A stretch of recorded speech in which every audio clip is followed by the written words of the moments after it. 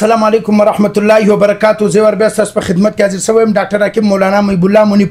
تاسو ته معلومه ده چې نن زه د مولانا نور الدین آغا صاحب سره موجوده یم.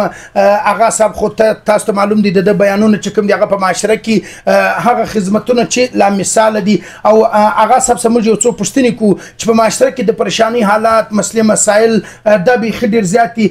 آغا صاحب کچيري په دا ولا سره ته مشته یو څه پر دې باندې رولا واچي یا دغه رقم کم ماشومان روکیږي یا دغه رقم کورنۍ مسلې مسایل یا دغه کم پریشانیان ورس رابل زیاتېږي کمیږي نه کچيري ته پر دې باندې مشته یو څه معلومات دي هغه راکې. وعلیکم السلام ورحمت الله. مفتي صاحب تر ټولو اول خو زه ستا شکریا ادا کوم چې ته مسجد ته راغلی الله وال دې راباندې وکړي.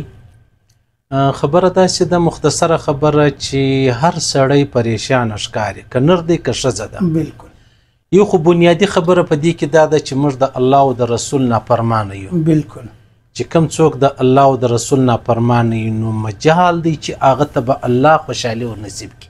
بالکل موږ په ظاهره چې څومره دینداره ښکارو په ظاهره چې ما او تا یا زموږ معاشره څومره نمازیان دي څومره تلاوت والا دي څومره ذکر و اذکار والا دي په باطن کې تر دې ډېر تباه دي. بالکل الله پاک ته دا دغلپن خوند نور کوي. الله نفرت ځینې کېږي. ظاهر مې یو دی باطن مې بل دی.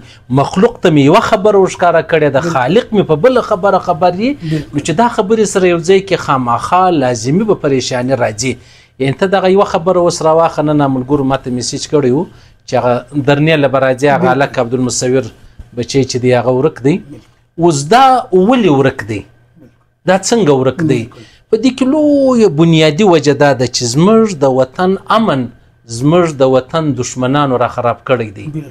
یعنې په یوه نامه په بل نامه پر یو ځای پر بل ځای زموږ وطن یې دومره پریشانۍ ته اچولی دی خاص کر زموږ صوبه راواخله چې هر سړی داسې دی چې تر کور راوځي نو دا فکر یې نه چې ماښام به راسم که به نسم او بیا چې کله دا خبرې مابین لره رالې بیا نو ماشوم ورکېده څه ګران کار دی. ته ګوره ته اندازه ولګوه چې په دې دونه مشینرۍ کې دومره کیمرې لګېدلې دي بیا د هغه باوجود ما او تا یو بچی نسو پیدا کولی د چا موټر ورک دی هغه نسو پیدا کولی د چا کور له رغله رالو ماسک هم نه یې لګولی هغه نسو پیدا کولی.